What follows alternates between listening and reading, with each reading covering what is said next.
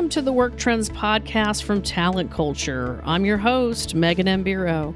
Every week, I interview interesting people who are reimagining work. And be sure to check out our Work Trends Twitter chat events calendar located at talentculture.com on the podcast page. Hello, and everyone. Welcome to the Talent Culture Work Trends podcast, brought to you by our special guest and sponsor, Emi. We are so glad you're joining us here at Talent Culture, the place to find meaningful connections at work. Speaking of Talent Culture, our new and improved website is coming very soon, friends, and we are excited to share it with you. It will even include a better podcast experience on the site for all of you loyal listeners for Work Trends episodes. So there you go. Be on the lookout at talentculture.com, and we'll be sure to tell you when it's live. I'm your host, Megan Mbiro, and today we're talking about the critical employees on our front lines, discussing how to find, recruit, hire, and onboard them effectively. But before we jump into today's podcast, go ahead and ask yourself these two questions. Number one, do you have a strong grasp on the DNA of your industry's frontline employees? And number two, how are you currently sourcing deskless employees, and is it working? We are here to discuss this important subset of the employee population and hopefully deliver some juicy takeaways that improve your ongoing interactions with them. Let's take a look at some important points to set the stage. According to various sources, frontline workers make up 70 to 80% of the global workforce. That's about 2.7 billion people. Pew Research says that frontline workers are present in a wide range of industries, with more concentrations in healthcare, retail, transportation, public safety, education, and construction. The Bureau of Labor Statistics states that frontline jobs are projected to grow by 7% by 2030,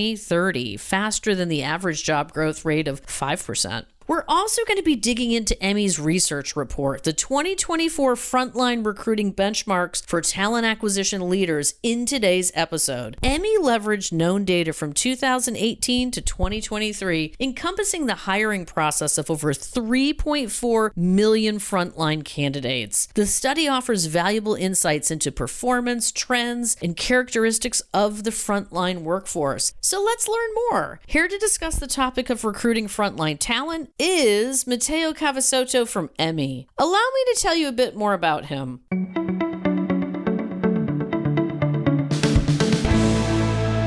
Mateo Cavasotto is co-founder and CEO at Emi, where he and the team are creating solutions that revolutionize the way we engage with and hire frontline workers globally. Before founding Emi, Mateo worked at Quasar Ventures, where he helped entrepreneurs develop their ideas, business models, and capital raising processes. I am so glad you're here today, Mateo. Hi, Megan. I'm very happy to be here. Thanks for having me. Well, I tell you, we have a strong community of recruiters and leaders across the globe with such a wide breadth of industries. So I know if you're out there listening today, tune in, grab your coffee, grab your tea, whatever you'd like, your beverage of choice, and let's dive in, because if the rumor is correct, Mateo, you are in Argentina today. Is that correct? Yes, that's correct. I'm visiting family. Came here for a couple of weeks to visit family. I'm originally from here, from Buenos Aires, Argentina. Currently living in California, but now I'm in the warmth of Buenos Aires.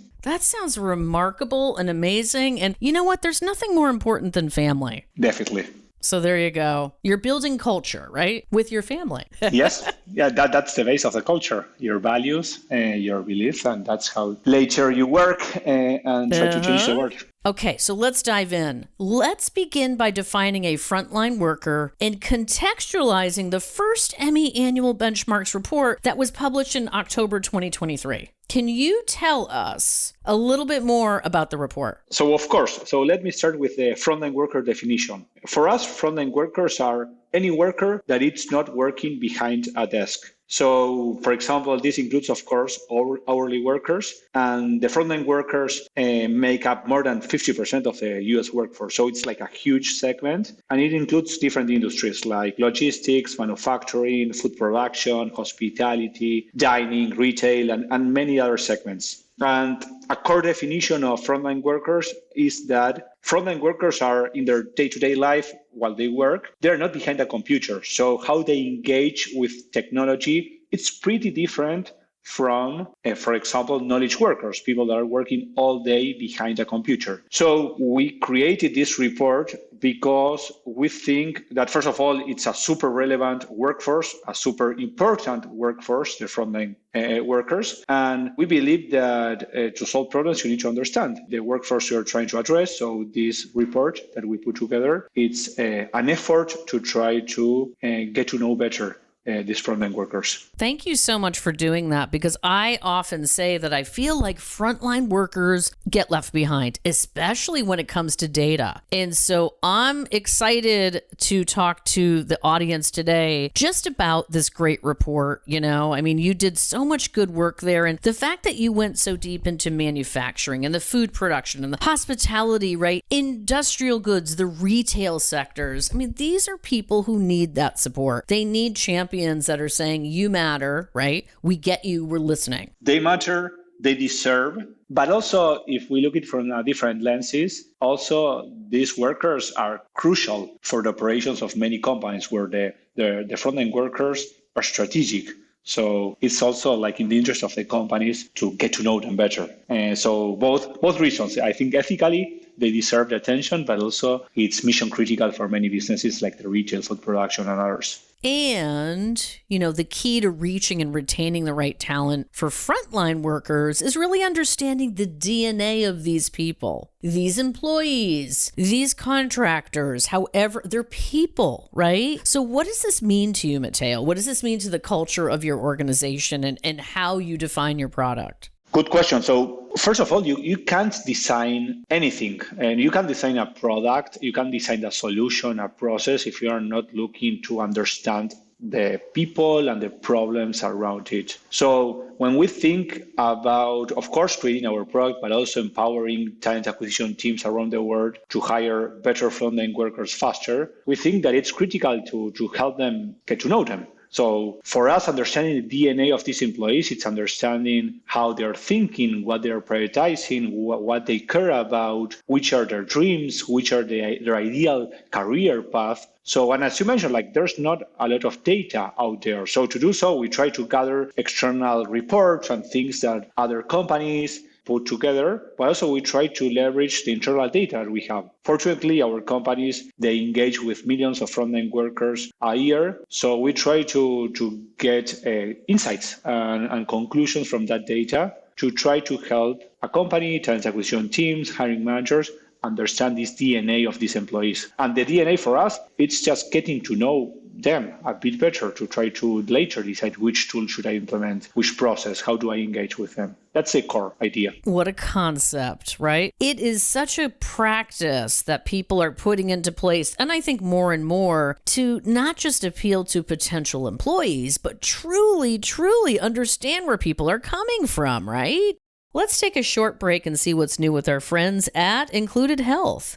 For many employees, they don't experience healthcare until they have to, and that experience is likely frustrating, time-consuming, and costly. But Included Health is improving the way millions of employees are experiencing healthcare. They've combined benefits navigation with virtual care into a single app for employees to turn to for colds, bills, anxiety, and everything in between. Plus, Included Health amplifies benefit usages and clinically integrates with in-network local care. So employees actually use the benefits you're offering and can see an in-person doctor as they'd like. It's no wonder Included Health works with employers of any size, including 32 of the Fortune 100, to deliver health outcomes and impact that lead to financial savings. Visit included.health/talent to learn more. Included Health, designed to treat you better. Now, back to our podcast and special guest, Mateo Cavasotto, co-founder and CEO of Emi. So let's discuss sourcing talent for frontline workers. What are the roadblocks, best channels, and potential resolutions for finding these individuals? Good question. So starting maybe with the roadblocks, we are competing in an intense market. So first of all, we know that there's a fierce competition in the market. So we're talking about 8 million open roles right now with 6.5 million people actively seeking employment. So that's challenging. And also candidates have different expectations. And we're talking about many different generations having different expectations. So we found, for example, that 54% of genes set candidates won't complete an application if the technology is outdated or if the technology is not speaking to them, if the company is not meeting them where they are. So that's like almost 50% like of the candidates. And then you got like, yeah, that's huge. I mean, let's do the math for a minute, right? Let's really take a moment, everybody. These numbers are staggering. Yeah, you're spending a lot, and 50% of your candidates won't even complete your application. You don't find out about them.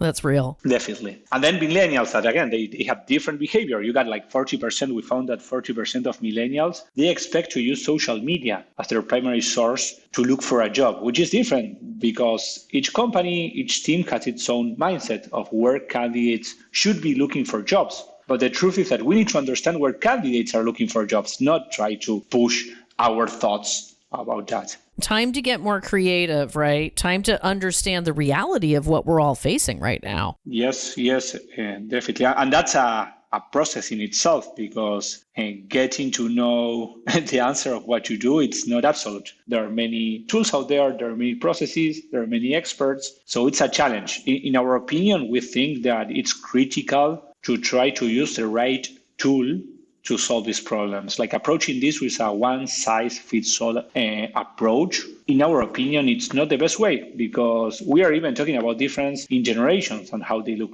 for jobs. And so that's one of the ways on how we found successful companies thrive in this market. And then each industry is different. For example, two industries that we noticed have different challenges. It's retail and manufacturing. Both share the challenges of hiring frontline workers, but the specifics are a bit different. How they interview candidates, if they interview in the facility, if they interview in the store, that's pretty different. So even being more specific about how you choose a technology, how you implement that technology, knowing that not only your talent acquisition, recruit, and candidates behave in a certain way, but also the operations team, the hiring managers team. So that's I think, some ways of overcoming these roadblocks. Okay, talent culture community, if you are charged with these tasks in your organization, I hope you're taking notes because there might be a test later.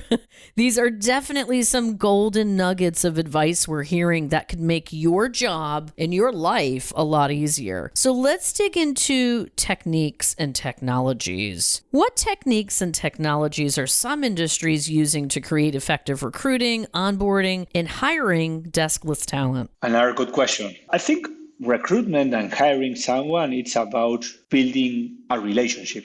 A candidate is looking to learn about the company and the team that they will be working with. And a company is looking to learn from the candidate. And you got a process. You get a candidate gets attracted by an opening. Then they apply, they get to meet the recruiters, there's a screening process, an on-site interview sometimes, and onboarding. It's all about building trust, and it's all about communication and trying to find the best fit for both ends. And what we found around this frontline workers space is that this is done at scale. And we found that what's critical and what's effective to try to win in this market is to try to use automation and tools to enhance that communication, which is the underlying nature of the hiring process. So we found that using technology that meets the candidate where they are, trying to communicate frequently with them, trying to communicate fast with them, having a lean process, usually it's the right approach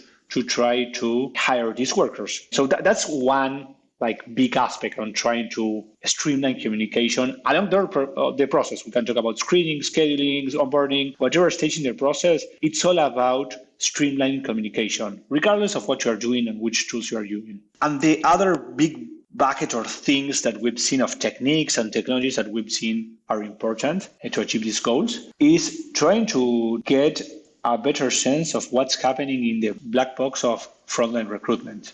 Many things are happening offline or outside of the systems because of the nature of these hiring processes. So you got data from the hiring manager or from a recruiter or from the candidate. So the other big chunk of things that people are doing to try to hire more effectively frontline workers is trying to get a better sense of KPIs, analytics on what's happening across the entire hiring process. You said the magic word. First of all, this is HR tech for the win, right? So thank you, Mateo, for sharing. But let's dive into another crucial component of all of this, conversion. So conversion rates are obviously a big part of the end game. So please discuss how you look at conversion, what to consider or expect, and how it varies by deskless worker versus desk workers. The first step for us and our view on this topic is that, of course, you need to talk about overall conversion, but the conversation needs to be a bit more specific because there are different factors that are weighted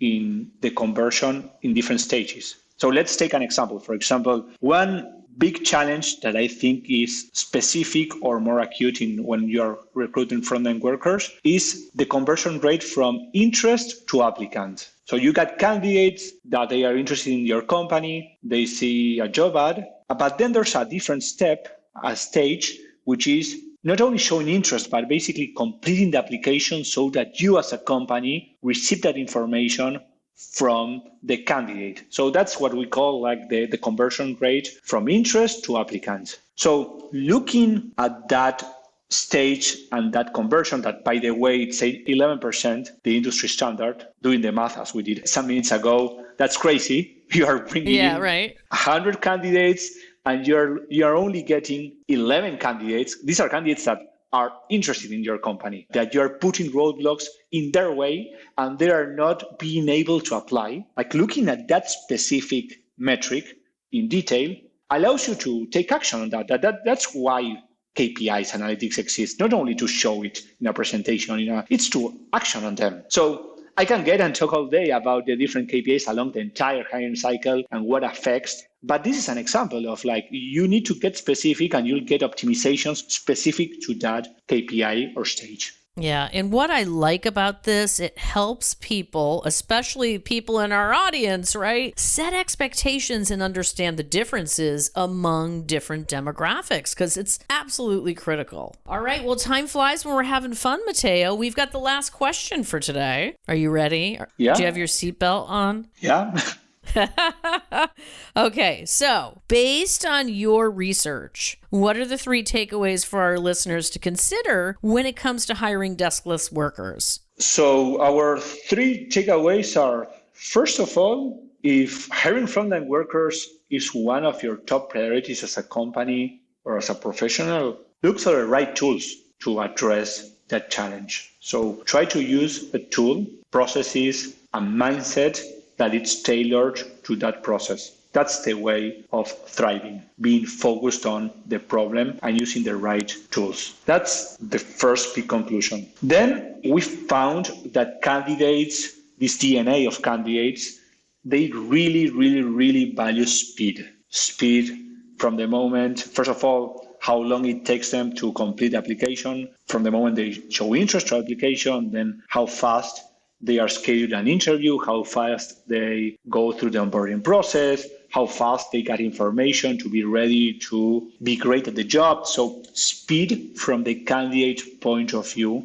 it's critical. It's critical. And then the last piece of advice or takeaway that we found to try to provide the best experience for candidates and also to hit basically the business goals that the company has is trying to design a process that, of course, it's leveraged on technology, but also that understands every single stakeholder along the process. For example, a key piece in the company's hiring process, it's usually the hiring manager. And when we're talking about frontline recruitment, we're talking a hiring manager, which is probably at one of 2,000 stores, or a hiring manager that it's one of the sites of the facilities, the production facilities. So trying to understand that all the different stakeholders and designing your process for your team, that's another winning way of working that we found that companies do and that candidates really value. Excellent insights. We have run the gamut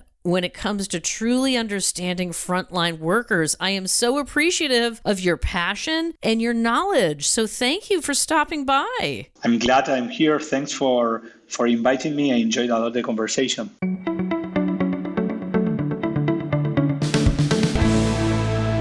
Okay, everyone. everyone. We've covered a lot of ground today about the entire process of bringing on and keeping frontline talent. We did discuss a few takeaways already, but here is what I believe are excellent learnings from today's conversation. Number one, it's imperative to understand the DNA of frontline employees. What makes them tick? How effectively can you reach them? What are the ways to ensure that people are set up for success? Number two, embrace the digital transformation. This allows you to reach potential employees where they are and utilize the newest tech to communicate effectively. Number three, know your industry demographics as well as the generational differences in applicants. The importance of knowing the right sources to reach people and understanding what converts is not new, but access to this information is much easier and much better than it used to be. Thank you so much, Mateo. I thoroughly enjoyed our time today. And listeners, please be sure to check out emilabs.ai. The site is full of great case studies, blogs, ebooks, and more. And last but not least, we want to hear from you, our audience. Do you have a targeted strategy for reaching potential frontline employees? Do you have examples of how you effectively onboard your deskless employees? What industry do you work in, and what are your biggest challenges with hiring frontline workers? Visit us on Twitter, LinkedIn, and Instagram and share your responses to these questions, or feel free to contact me personally at Megan M. Bureau on social. As always, thank you so much for listening to the Work Trends podcast, the place to find meaningful connections at work. If you love what we do here, make sure to share our podcast with your friends and colleagues. Send us a question on social media using the hashtag WorkTrends. See you soon.